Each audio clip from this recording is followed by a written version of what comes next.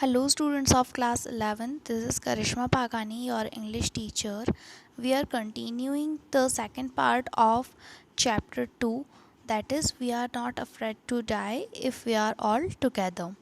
In this chapter we have read previously that Jordan cook जो है वो अपनी वाइफ और अपने चिल्ड्रन के साथ में एक वर्ल्ड टूर पर निकलते हैं शिप पर, जो कि ऑलमोस्ट 3 मंथ्स का टूर है और उसमें वो लोग 3 लाख किलोमीटर समथिंग कवर करने वाले हैं, ट्रैवल करने वाले हैं।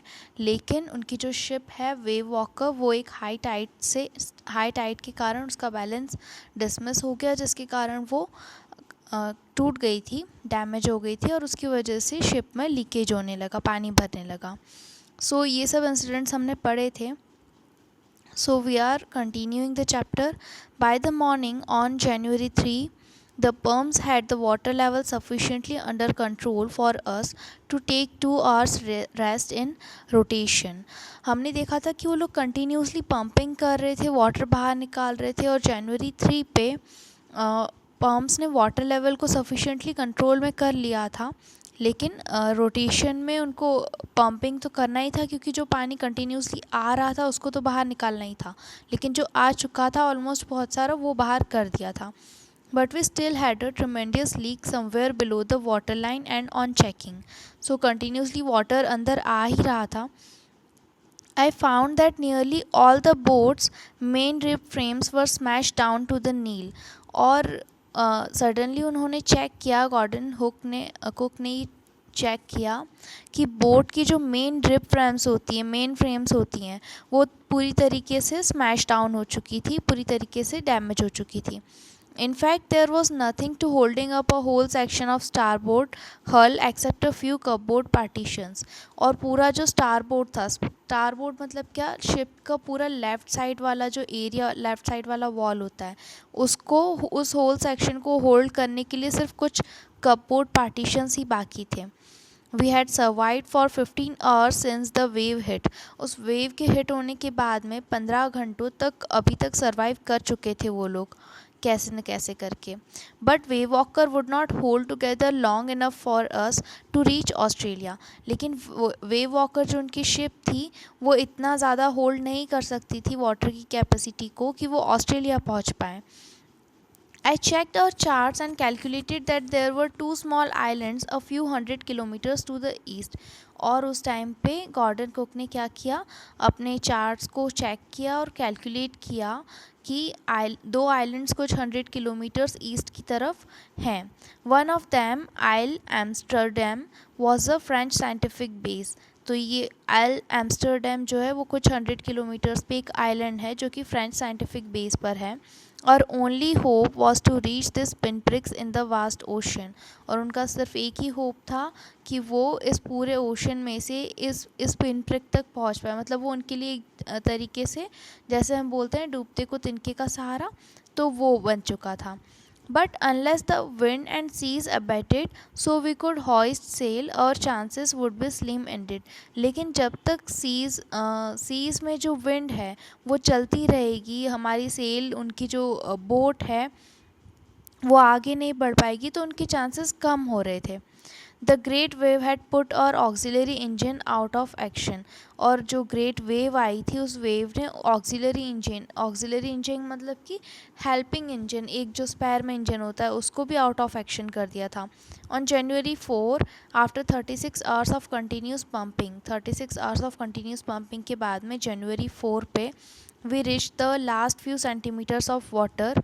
वो मतलब उनकी जो शिप थी उसमें वाटर में last few centimetres of water ही बाकी था। Now we had only to keep pace with water still coming in. और अब उन्हें सिर्फ वही पानी निकालना था जो कि अंदर आ रहा है, मतलब आया हुआ पानी निकल चुका था। We could not set any sail on the main mast. तो मेन मेस्ट जो मेन बेस रहता है शिप का, उसके ऊपर उनको कोई भी पानी अभी ज़्यादा नहीं दिख रहा था। Pressure on rigging would simply pull the damage section of hull apart. तो रिगिंग पे जो प्रेशर था, मतलब कि इधर उधर करने पे जो उनका प्रेशर था, वो जनरली वो जस्ट हल को अपार्ट कर रहे थे। हल क्या होता है, जो शिप की शिप को चलाने के लिए जो वेव्स दूर अपार्ट करने के लिए जो हल होती है. So we hoisted the storm jib and headed for where I thought 2 islands where. और इसीलिए उन्होंने स्टॉर्म जिप को होइस्ट किया, मतलब कि जैसे कि नेविगेट करते हैं हम लोग की और सोचते हैं कि किस डायरेक्शन में जाना है और कौन सी डायरेक्शन में 2 आइलैंड्स हो सकते हैं, तो उन्होंने उसके लिए स्टॉर्म जिप को होइस्ट किया. Mary found some corn beef and cracker biscuits and we ate our first meal in almost 2 days. तो मैरी जो उनकी वाइफ थी, उन्होंने उनके लिए कुछ बिस्किट्स लाए थे और उन्होंने अपना फर्स्ट खाना 2 दिनों में लिया था. 2 दिनों के अंदर वो पहली बार खा रहे थे. But our respite was short lived. लेकिन उनकी जो ये राहत थी वो थोड़े टाइम के लिए ही थी. At 4 PM black clouds begin building up behind us. और 4 बजे तक फिर से काले बादल घिरना चालू हो गए. When the wind was back to 40 knots and the seas were getting higher. जब विंड 40 नॉट्स और हायर हो रही थी और सीज़ की वेव्स जो थी वो बढ़ती जा रही थी. The weather continue to deteriorate. Weather continuously deteriorate मतलब बद से बदतर होता जा रहा था पूरी नाइट में. एंड बाय द डाउन और सुबह होते होते January 5 और सिचुएशन वॉज अगेन डिस्परेट. और फिर से उनकी सिचुएशन ख़राब हो चुकी थी.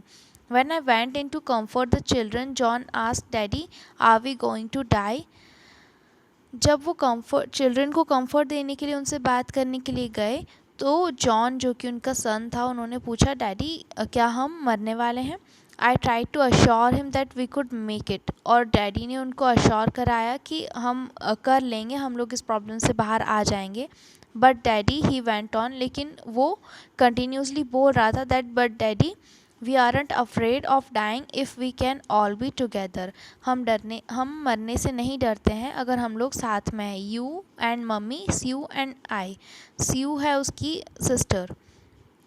सो this sentence is called by John. I could find no words which to respond. और उसके बाद में गॉर्डन कुक को कोई वर्ड्स नहीं मिल रहे थे कि वो रिस्पॉन्ड में क्या कहें. But I left the children's cabin determined to fight the sea which everything I had. और उस टाइम पर उन्होंने चिल्ड्रन की कैबिन को छोड़ दिया और वापस से वो सी से फाइट करने के लिए निकल पड़े. To protect the weakened starboard side. जो स्टारबोर्ड साइड वीक हो चुकी थी उसको प्रोटेक्ट करने के लिए उन्होंने क्या सोचा, उन्होंने सोचा कि विद द अनडैमेज्ड पॉट हल फेसिंग द ऑनकमिंग वेव्स. जो वेव्स आ रही हैं, ऑनकमिंग वेव्स हैं, उस पे वो अनडैमेज्ड पॉट हल लगा देंगे. पॉट हल क्या होता है? जो शिप को चलाने की पतवार होती है. तो पतवार को लगा देंगे किसकी तरफ? जो स्टारबोर्ड साइड जो वीक हो चुकी थी उस पर वो अनडैमेज्ड पॉट हल लगा देंगे ताकि जो ऑनकमिंग वेव्स हैं उसको वो फेस करें. और उसको using an improvise sea anchor of heavy nylon rope. तो हैवी नायलॉन रोप के सहारे से उन्होंने उसको बांध दिया था अनडैमेज्ड पॉट हल को with 22 litre of plastic barrels of paraffin. That evening, उस evening, Mary and I sat together holding hands as the motion of the ship brought more and more water in through the broken planks. We both felt the end was very near. और उस रात बिल्कुल उन्हें ऐसा ही लग रहा था कि अब उनका एंड बहुत पास में है.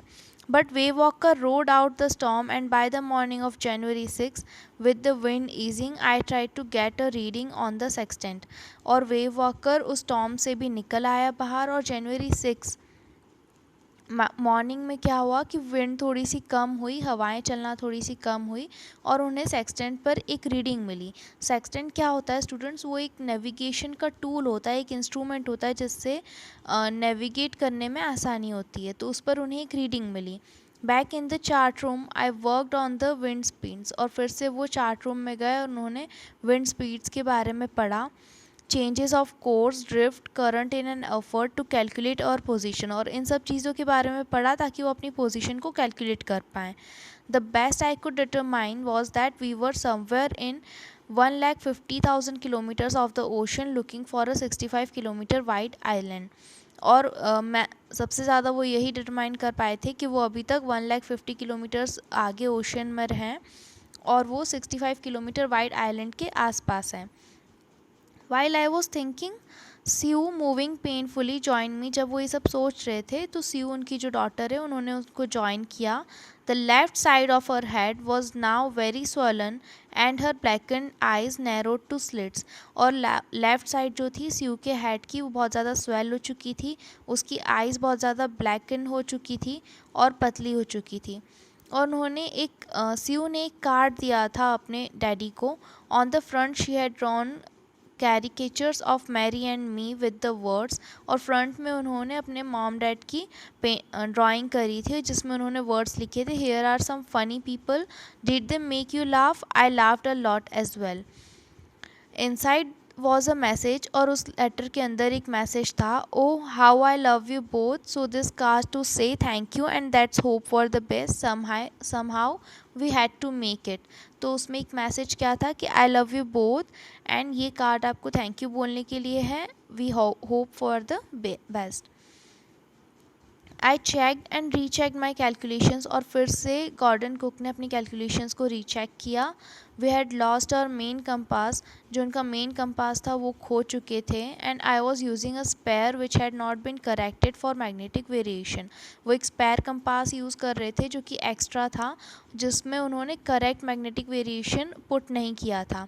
I made an allowance for this and another estimate of the influence of the westerly currents which flow through this part of the Indian Ocean।